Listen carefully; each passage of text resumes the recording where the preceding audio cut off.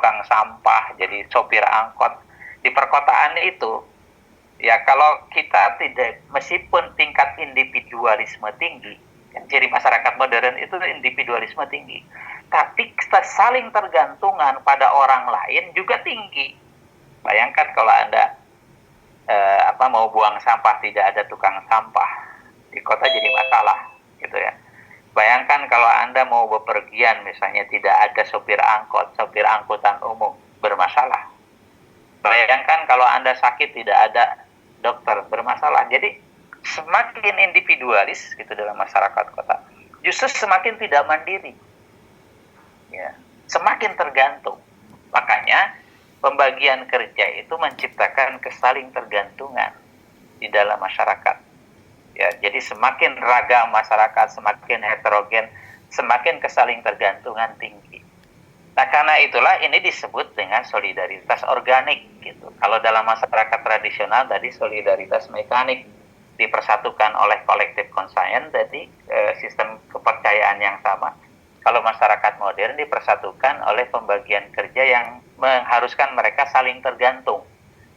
Dan hukum yang berlaku adalah hukum restitutif. Itu bukan hukum represif tadi, ya.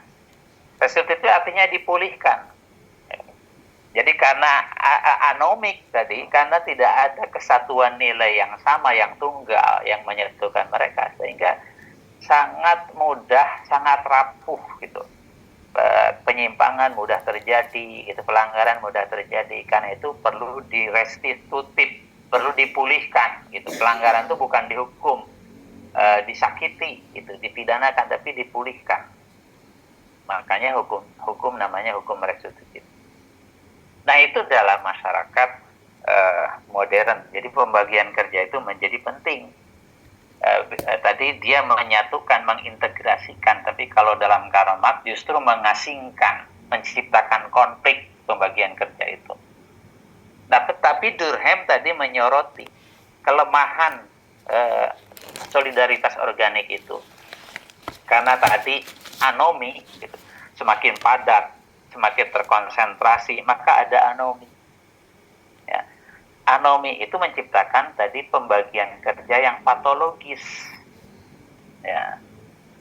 Misalnya, ya, karena struktur kesempatan untuk bekerja, bahkan struktur kesempatan untuk jadi mendapatkan posisi promosi kata di perusahaan, kan direktur itu tidak banyak, tapi yang ingin jadi direktur banyak gitu, ya.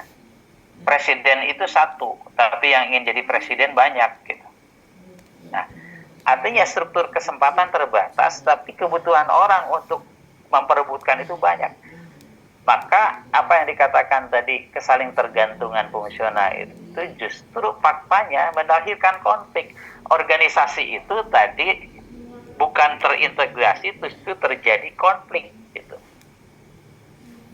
Ya, jadi bukan integrasi yang ada gitu, ya. Tapi menimbulkan konflik-konflik yang muncul akibat tadi struktur kesempatan yang terbatas. Ya, itu salah satu contoh bagaimana anomik itu bisa terjadi dalam justru pembagian kerja yang anomik tadi, ya. Ada disebabkan karena kesempatan yang terbatas. Yang kedua, akhirnya muncul pekerjaan-pekerjaan yang patologis.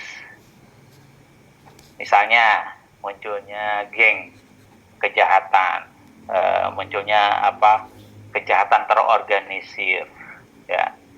Sekarang di perkotaan tadi, ya, karena pembagian kerja yang normal itu terbatas, akhirnya muncul pekerjaan yang patologis tadi, ya.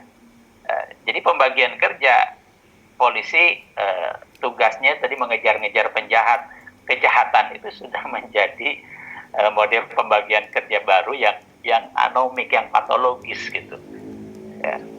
Tapi jadi bagian dari struktur masyarakat gitu, ya.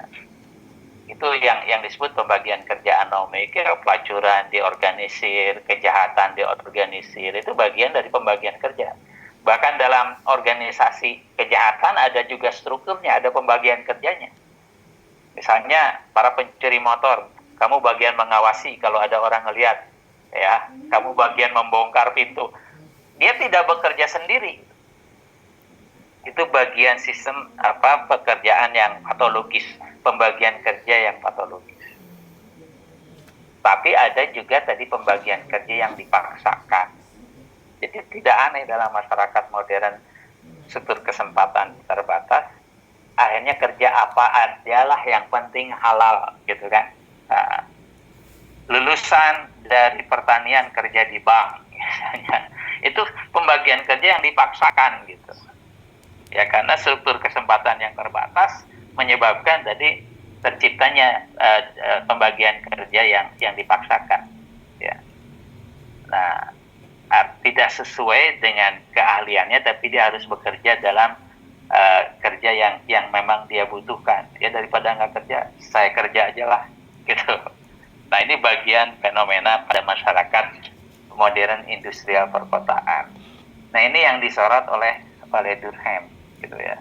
Jadi intinya pembagian kerja menjadi dasar moralitas baru menggantikan sistem kepercayaan pada masyarakat tradisional.